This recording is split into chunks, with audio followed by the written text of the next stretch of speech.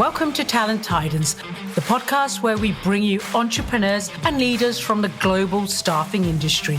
I'm your host, Suky Sodi. Now let's jump right on in and welcome today's Titan. Hi, welcome back to another episode of Talent Titans. Today we are talking all things AI, and in particular, AI's role within the recruitment process. On that note, let me bring in my guest, Grady Gardner, founder and CEO of Braintrust. Morning, Grady. Hi, guys. Thanks for having me on, Suky. You're welcome. Excited to talk. Who are you? Who is Yeah, Braintrust? so maybe for those of you who might not have heard of us, we've been around about 6 years, got started in 2019 as more like a talent marketplace. So think like a vetted Upwork or Fiverr type model, mostly for like high-end software engineers to find jobs. So think on one side, software engineers would apply to get into Braintrust. We would then vet them thoroughly and then connect them over our marketplace with mostly contract jobs for mostly like Fortune 2000 companies. So we then pivoted life in addition to our marketplace a couple years ago when the voice AI products and technology caught up to where we really wanted it to be, to extend our solution to more of just a software only solution all around AI assessments and evaluation for any real role type. We found it to be wildly useful within our marketplace, helping us vet talent, and then wanted to open up the aperture to help other companies do that for their own talent funnels. So now, how many different countries are you in? I don't even know. It's that many. So, however, I don't even know how many countries there are on the planet, but like probably that less 10%. Okay. That's something, right? So I want to dive straight in. Now, you talked about us helping companies with the assessment. What exactly do you do? Because when you say assessments, typically people think psychometric testing and things like that. But that's not what we're talking about here. Yeah, sure. So maybe back to kind of how we got here as well. So in our marketplace, we were all about trying to vet software developers if they had the skills, expertise, who they say they were, et cetera. This was probably 5 years ago now. We went across the entire market. Like we were looking for something that could help us vet at scale, knowing that we couldn't do it with people. We're getting hundreds of thousands of people a month applying to get into Braintrust, and we've got to get through them all very efficiently. So low friction, push people through the funnel very quickly, and then also do a very accurate job, assessing their skills. And so we looked at all the coding tests, which mostly added like too much friction to the process. Someone wasn't like, I'm going to sit through a 2-hour coding test just to get into a network that might get me a job. And it was just, the best people were saying, no way, Jose, I'm going to bail on that. And then we looked at some of the video interviewing stuff originally. This was, again, 3-4 years ago. We got a lot of pretty negative feedback from candidates saying, hey, it's asking me kind of repetitive questions. Under a lot of pressure, anxiety, kind of doing those things. And like, then how are you scoring them? And at the time, not anything was really scoring anybody. It was like, your options were like a multiple choice assessment, behavioral or skill-based, a coding test, or a video interview that did no scoring. And so for us, none of those solved the problem that we had, which was high degree of accuracy and low friction for candidates. And so about late 23, we started basically hacking together solutions. So video interviewing, then run it through early GPT models to come up with a score and assessment, refined that for probably 6 months.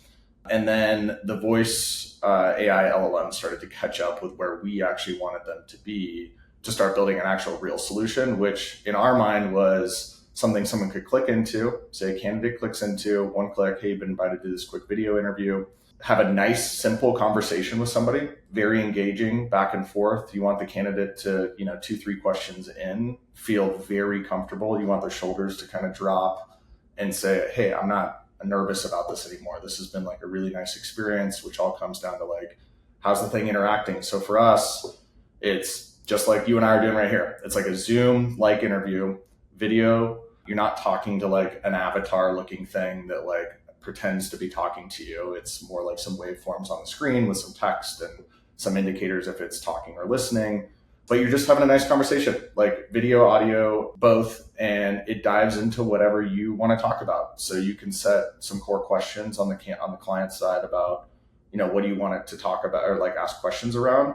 But then it diverges on every single candidate into where they're sitting from an expertise perspective to make it really frictionless. You want them to forget that they're doing this assessment stuff. Like the video stuff that we had seen before was like brutal. It's like, here's a question, you have 2 minutes Yep. to record your answer, good luck. And you're like, oh shit, I gotta like put everything into this one question and like see if I do it, and then you get it all wrong every time. This is just not that. And so for us, it's all around a conversational video assessment that then outputs a very detailed scorecard of the conversation against the grading criteria that you wanted it to evaluate on. Yeah, because I was pulling up some stats for us, and according to a study done by the University of Chicago, only 44% of candidates felt comfortable in AI interviews, right? So that's still 44% is a lot higher than I originally thought that number was going to be if you go and read LinkedIn and things like that. So I do agree it is that quote unquote trying to humanize the experience through AI and making that candidate comfortable. Now, this may or may not be the case, but are a lot of your clients using AI for technology type roles, or do you have a broad spectrum? I mean, can it be adapted to different sectors? Yeah. By the way, on that 44%, that was probably 20% 12 months ago. Adoption Okay, curve is growing very rapidly with this. So think like, a compare would be, probably a year ago, I don't know, 1 out of 10, 1 out of 20 had GPT downloaded on their phone and used it kind of every day. Now it's probably true. 50%, 70%. Like I don't even use Google search anymore, much like many of the people I, talk to, right? So I think the adoption curve is moving super fast. The other thing on that one is like, I would doubt 44% of people are comfortable with people interviews. Oh, I like this one. I like where this conversation is going to go. Let's unpack that one. Yeah, role type wise. So we built it for software engineering, right?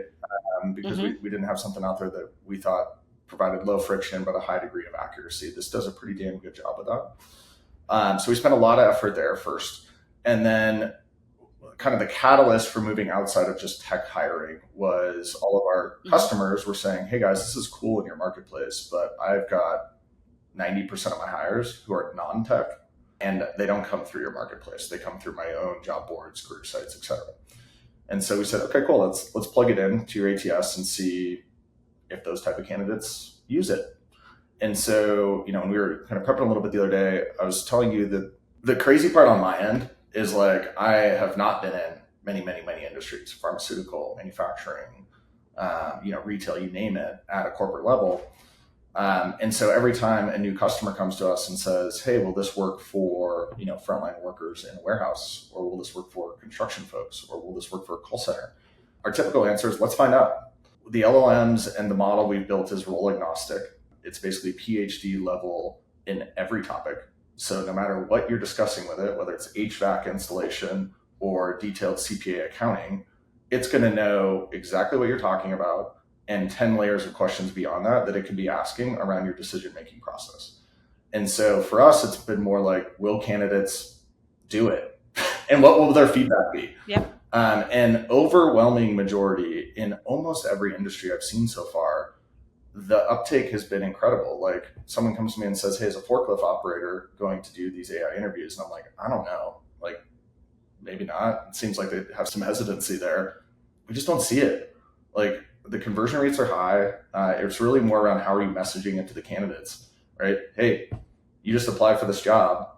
If you want to get to the front of the line, why don't you jump in here and do this quick 5 minute video interview? You don't have to schedule anything with a recruiter. You can do it on your own time. We see tons on nights and weekends when they can't schedule or get out of their day job. And so the adoption, I think, just by opening up 24-hour windows to interview has made the conversion rates like dramatically better than what we're seeing with a human to human. I do want to come back to the process and the interviewing piece, but as you were talking just now, about opening up the window and non-tech people adopting it, frontline Yeah. workers. You said something really interesting. the messaging, I can't remember exact words, but you said it's how it's put to the candidate. Do you think, I just want to unpack that one a Yeah. little bit more. Do you think if, when I say recruiters, I'm talking internal and Yep. external, okay? Do you think if we were personally far more comfortable with AI interviewing and not quote unquote fearful of it, do you think that more people would prefer the AI interview? So do you think, in other words, do you think it's a communication issue? Because if I'm not 100% buying into you, how am I then presenting you to a candidate, right? Exactly. I mean, I think it's still early days, right? Like, I think if you go Hmm. survey 100 people, at least 90 of those have never done an AI interview before. So, Yep, fair point. and for those who may have done some kind of pre-screening, which actually many people have done, right? Whether it's online assessment, whether it's a behavioral test, whether it's some kind of video interviewing from legacy companies, most of the time it's not that great of an experience. And so when you say, hey, we're going to have to do this assessment thing before you actually speak with a live person, I think the general connotation is negative, just by what people have experienced and or heard in a headline or two, right? I think the actual experience, more times than not, is quite amazing. I remember the first time I did an interview with our own product, where my team sent me this and said, hey, look what we've built, prototype. And I did one and I said, wait, we built this? Like, I was like, this is awesome. Like, this is very different than what I thought. And this is 2 years ago. So it's just improved from there. But like, I think the general sentiment is I went in negative. Oh man, I got to do this one thing. It's going to be brutal. And the sentiment coming out of it is that was pretty cool. Like, that was very different than what I was expecting. And more times than not, we'll hear, I'm very comfortable with these after this. And that thing asked me way better questions than any recruiter's going to ask me, especially for like really domain expertise type roles where a recruiter just wouldn't have the information to be able to ask. I'm glad you went there because got another bit of stat for Yes. you. So according to the Harvard Business Review, they found when AI is evaluating candidates, the analytical skills were prioritized, analytical traits, but suppressed empathy, creative, and intuition.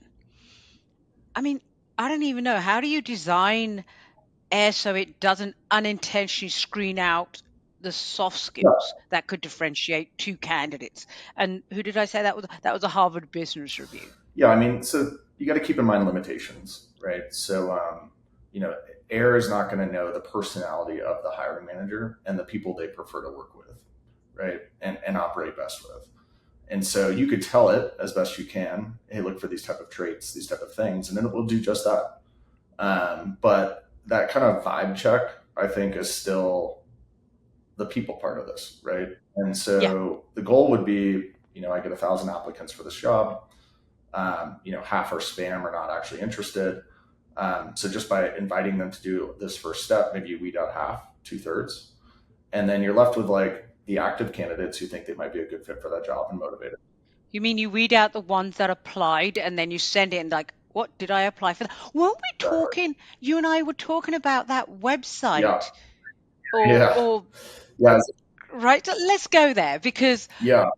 that was the first I'd heard of it, but it kind of ties into this, right? Totally. Well, and then just one last on that last piece is, we're trying to get a hiring team or hiring manager to say your top 10% of candidates the fastest, right? Like getting to that top 10% is really hard.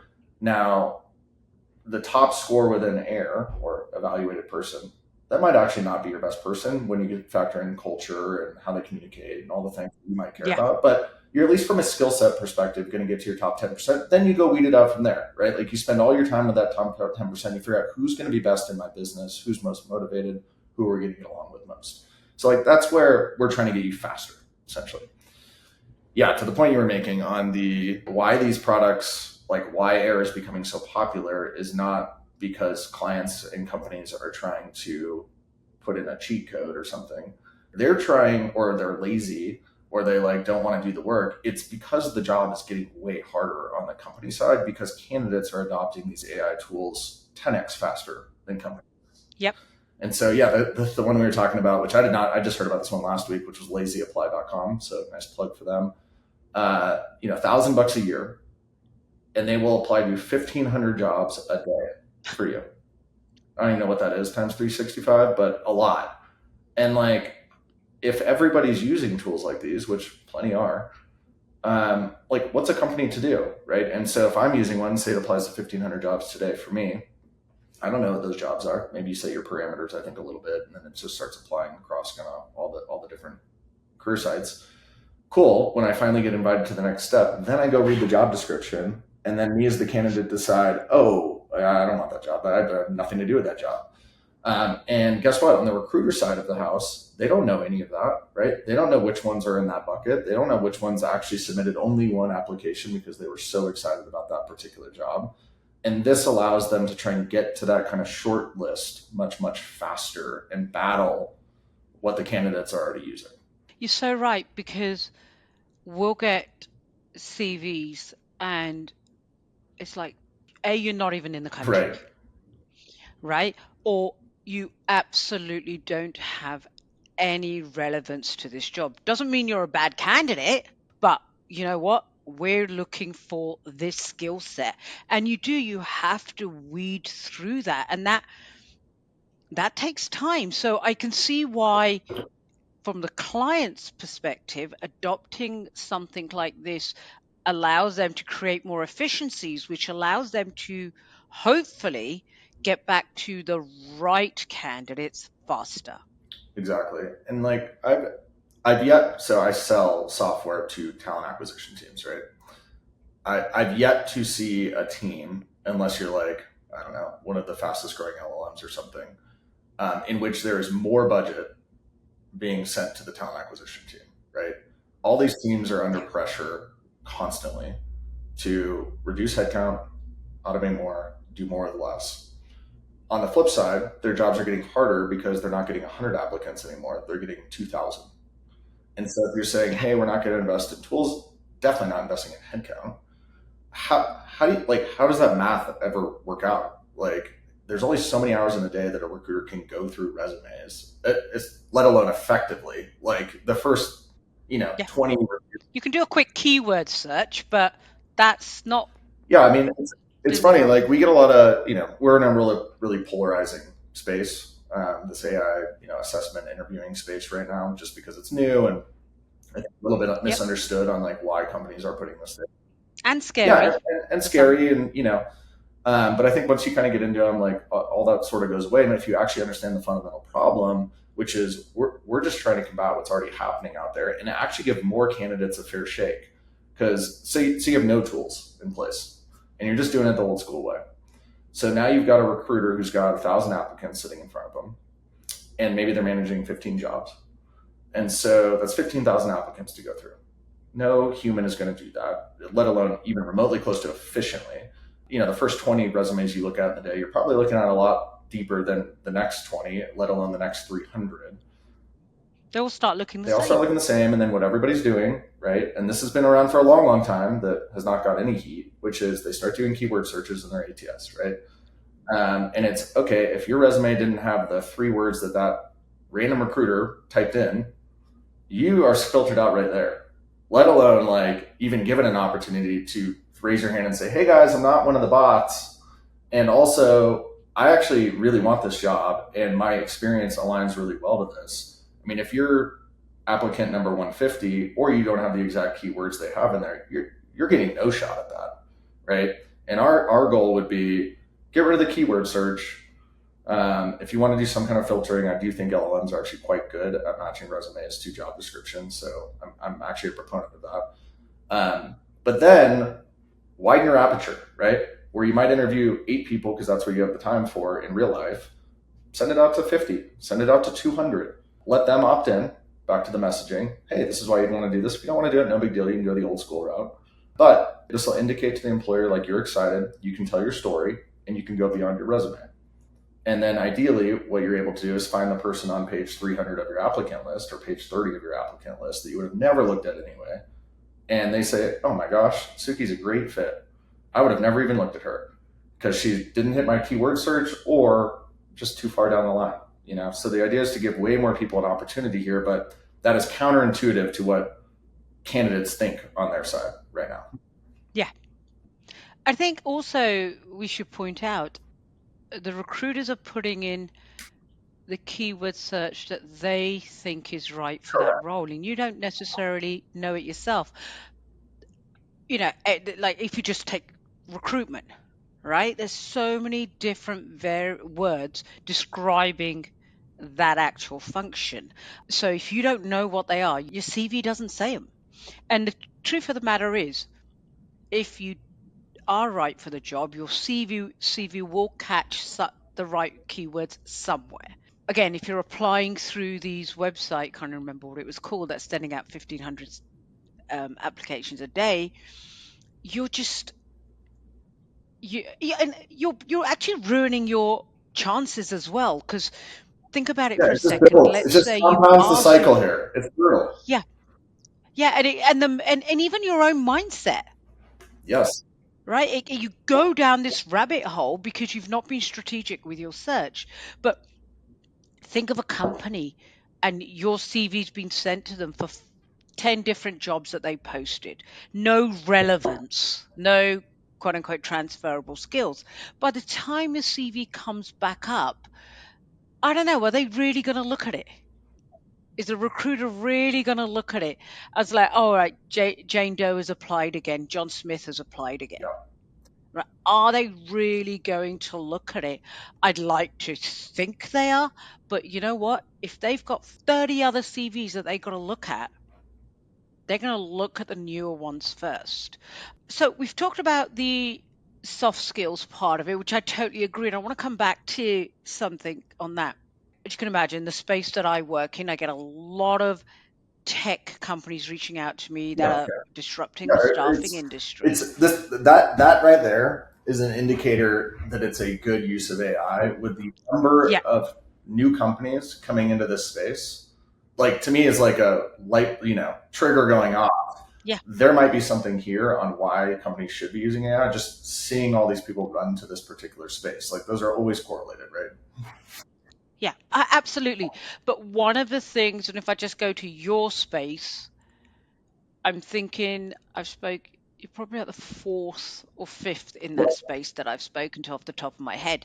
But here's where I always find they fall flat, and thankfully you don't. They don't understand the recruiting industry. Now, everybody says, oh, it's easy, you can automate this, you can. No, unless you understand the industry, and you nailed it earlier on when when we were talking about the soft skills, Yeah. right? Why AI can't replace that. I've had some of your competitors who shall name nameless say to me, no, it can replace all of that. I'm like, how on earth can you replace that? So I think it's really important. Anybody listening to this and they're going to adopt any kind of technology, whether it is AI interviewing, Yeah. whatever it is for the industry, right? You gotta check on paper, everything makes sense. On paper, this makes complete sense, right? I send this out to 50, 100 people. Back comes my ideal top 10 or whatever it Yep. is. But it's that human, people get a job or don't get the job, as the case may be.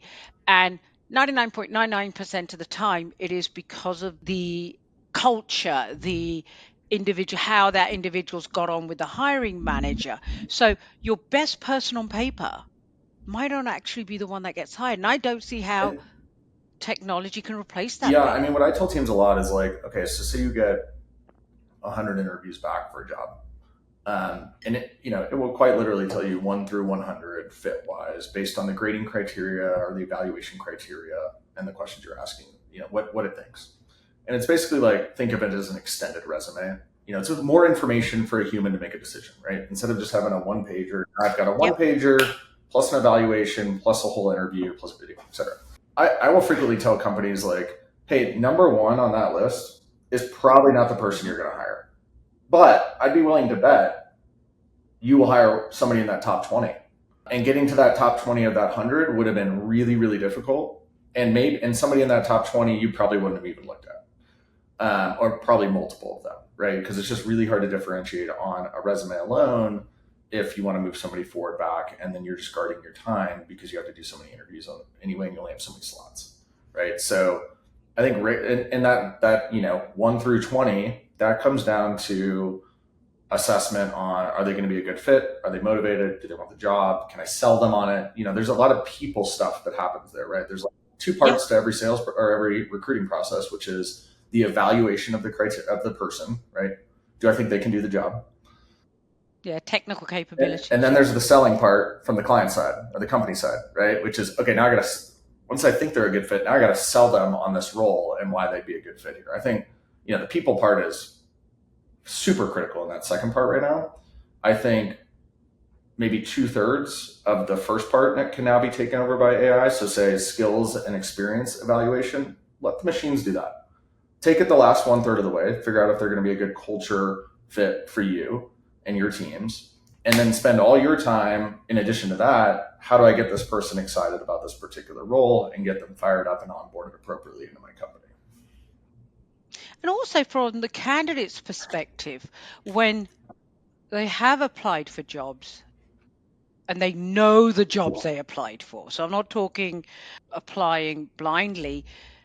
They know and they've made a strategic decision to apply for that job. I would assume they're going to sit down and do that AI interview.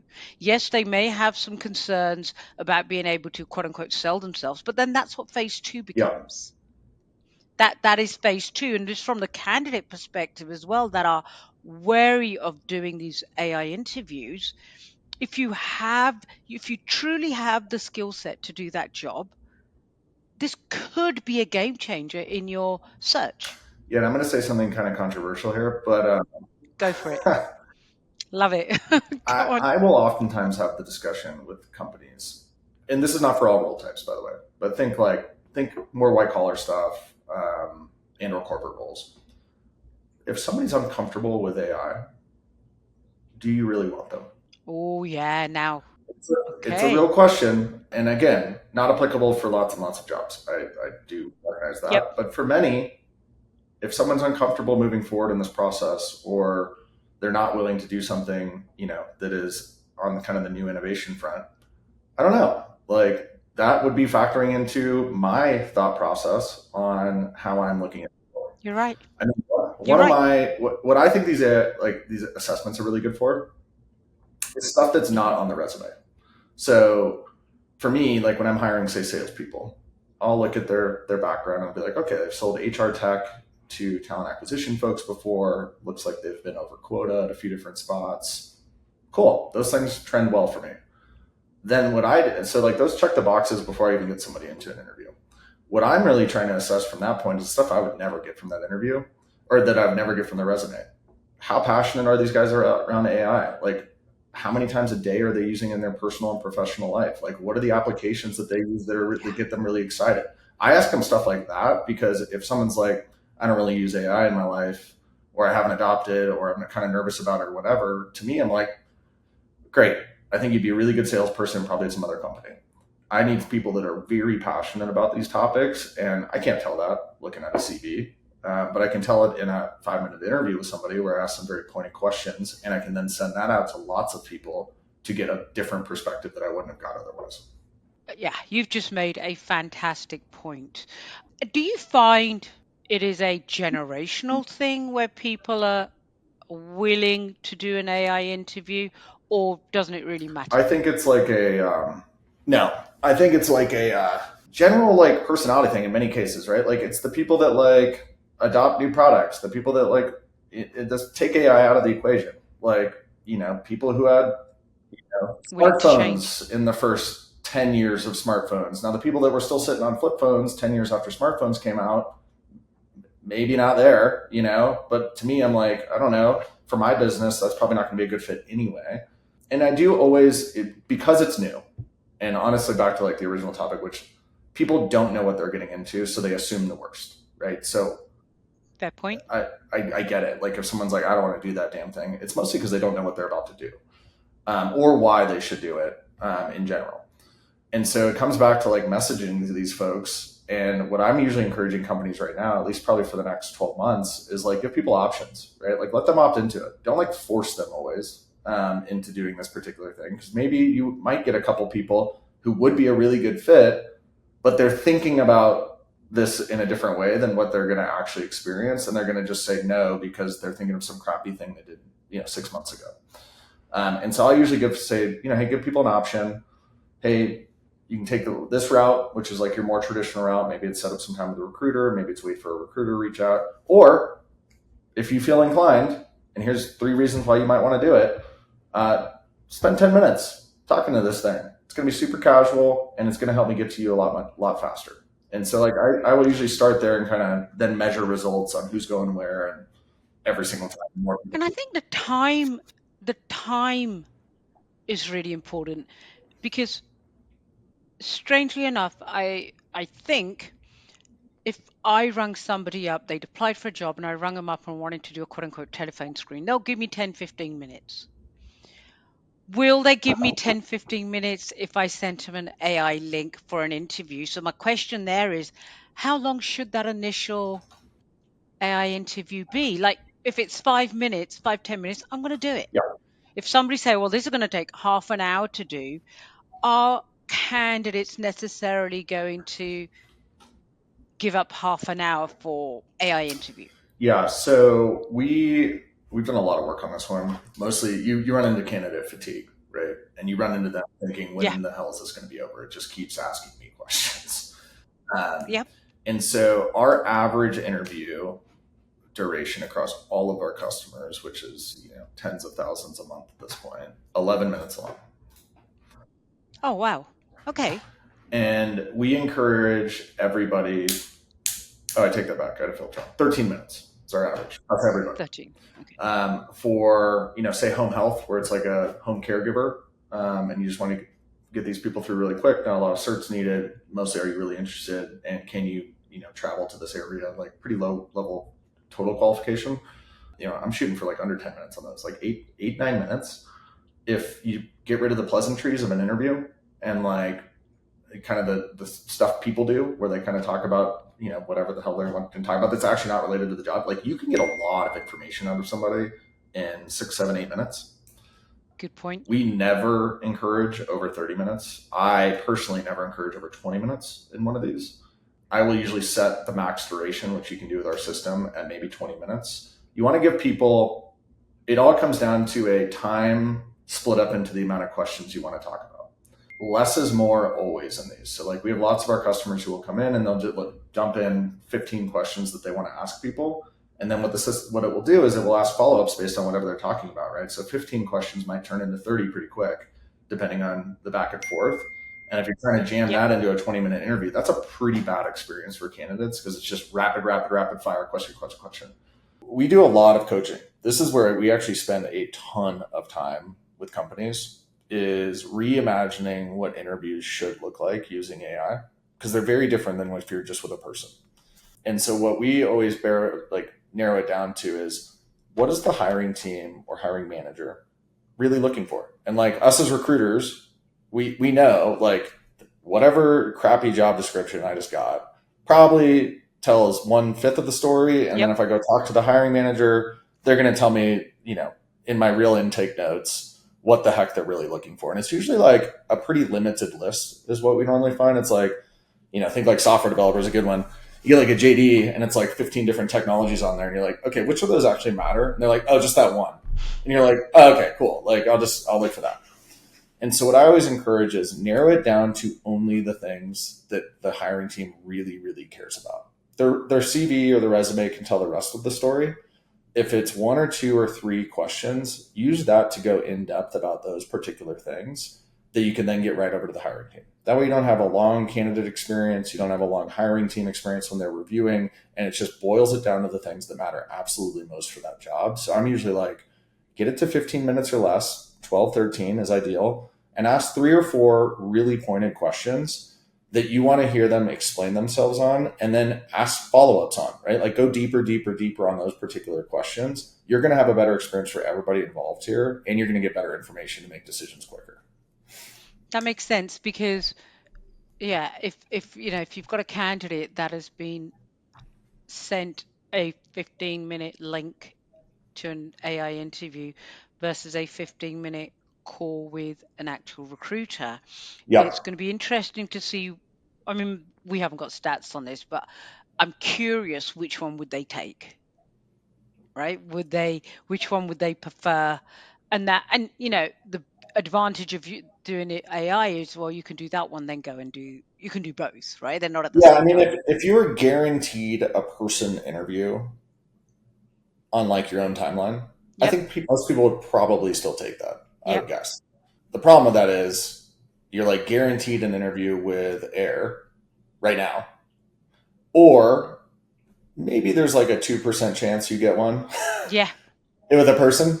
So you choose. You want a for sure thing that then's going to get to a recruiter that they'll see right away, or do you want to like let it go to chance and like maybe that person will actually schedule time with me? Because very rarely are they going to send out to 100 candidates, here's my calendar, book no, something, right? no. That's never going to happen. And you got time difference. Like we're 3 hours. We've got a 3 hour time difference. So to record this, you had to start day earlier, Exactly. right?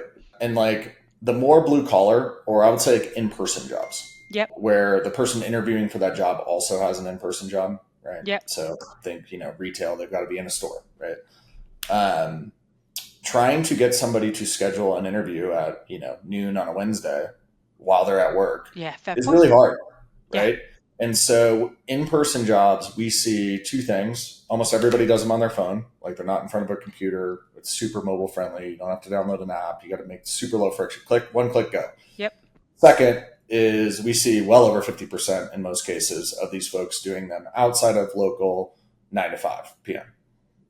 They're doing nights, weekends, early morning, Sunday morning when their kids are taking a nap or whatever. Like they're doing these interviews, and it's because it's when it fits their schedule. When they're And able to like, focus on it as well, right? So if you're trying to do it during a 15-minute morning break, yep, there's only so much you can do. Which brings me on to my final question. yeah, sure, I want to talk about bias. Okay. yep, So Reworked reported gender discrimination claims dropped from 5.98% to 3.3% when AI was used. So that's great. Yet an Australian study showed that speech to text error rates hit 22% for non-native English speakers compared to under 10% for native English speakers. yep. Like that's how, I guess the question is, how is there tackling the reality that AI can reduce bias on one hand whilst potentially increase on the other side? Yeah, I mean, there's probably going to be contradictory data on all this stuff Yeah. forever. But, my point of view on this is regardless of having this company or not, when I see speech to text with an LLM, and pick any LLM doing it, it tends to be, in my opinion, as good or better than I personally would do in many cases. So, like, we do, by the nature of our marketplace, we do a ton of software developer hiring in India. Hmm. Very thick accents, very difficult, oftentimes for like myself or somebody in the US potentially interviewing somebody. Where I go then look at the transcript and I see what is it transcribing. Like, Zoom has transcripts on Yep. that you can turn on, right? And I oftentimes will turn those on when I'm interviewing somebody just face to face because it does a really good job indicating what needs to be done or like what they're actually saying. Second part is the LLMs are getting very good at inferring stuff, right? Meaning you go type into GPT and you misspell 8 words, it still knows what you're talking about, right? Yeah. Like it almost every time answers perfectly well. And so, like, even if you see the translation, and this is what we see all the time in our transcripts, is say it says a word slightly off from what they might have said. You go look at how the LLM scored them based on that sentence, and it knows what they were trying to say. Maybe it typed it down a little bit wrong or whatever, but it knows the direction they were heading in that, and it can do a good job assessing them. And so, is it always going to be perfect? No, but like, is it 20%? You said like it Um, it may hear said them wrong or transcribe them wrong or something. for native speakers, 22% compared to 10%. Um, But you're right, is that's going to be, and you said earlier, you're always going to get data, and these Well, reports are always written. There's a bias probably in the person who started this study in the first place. But I just thought it was really interesting because yeah, logically that made sense to me. I could see why. yeah. And I will say some of the LLMs are better at this than others. The ones that we use, this was the problem. I mean, for our marketplace, which dog fooding this originally, like we had no intent to build an AI interview or assessment product to sell to other companies. Like we just had to solve our problem. And our main problem was like 80% of our marketplace is offshore, Yeah. mostly software developers or technical folks. And so like the number one thing we were looking at when we were evaluating all the LLMs was which of these understands people that English might be their fourth language, Yeah. right? Like that they're proficient at. And needs to understand all the technical components that they're talking about and or domain expertise. And like people just can't do it even remotely efficiently, as efficient as these things can at this point. And like to me, it's kind of a no-brainer. It's not for everything. It's definitely like hey, get to a short list faster and then throw your folks in there and spend time with the people that are at least ranked a little bit higher as far as the skills and expertise and those type of things, rather than relying on your keyword search or, I've got 10 minutes to get through 50 resumes and I'm going to scan them as fast as I possibly can and figure out which one I want to like. Those ways of doing work are just not smart anymore. Yeah. And they don't work because the time it takes to do that. Can Air do both French? Oh, obviously it does English, but can it be customized for other languages? Oh yeah. So you can do, on the company side, you basically select what you'd like the candidate experience to look like. You can select a language where everything text and speech is in, say, French Canadian, or you could say, hey, I want to make it available in French. I want to make it available in English and Spanish. Let the candidate choose. And then they can choose the experience they want on their side. So companies kind of set the parameters, much like in any job. And then we see a lot of these companies where like maybe 10% of their hiring requires Spanish or something like that, Okay. or is open to Spanish, right? Their other 90% is maybe English. And they've got one recruiter who speaks Spanish, and like that person's always slammed because they're trying to handle just all the Spanish speakers, and like trying to align schedules is brutal. What's amazing about this, and a lot of our companies will come to us just specifically for this one thing, which is I only have English speaking folks on my, or English and Spanish speaking folks, but now I got a French role. Like, I don't know what I'm going to do for that. It can interview them in French, translate it over into English, score them in English, and now you can have a English only speaker take a look at French folks at a much wider aperture, so you're not limited to just the one person who speaks French on your recruiting team to try and get them onto their schedule. That's amazing. So, final question. Yeah, Where do you think this is going? I mean, this is version 2.3 or yeah, whatever yeah, yeah. of the Really, landscape. yeah, Where do you think this will where will we be this time next year? Because you're right. So sort of the Chicago University report was from 2024. We already so it was, although it was quote unquote recent, yeah. it's not because a lot happens in a year. But what do you think the landscape's going to look like in a year? I think it's tough. I think it's going to get worse before it gets better. Okay. Meaning, I think more candidates are going to find tools to help them apply to more things faster. And, everybody runs everything through GPT and customizes their resumes. So I think the problem is going to become bigger before it's solved. Like these companies, compared to a year ago, you're probably getting 5 to 10x the applicant volume. That might double, triple, quadruple again here.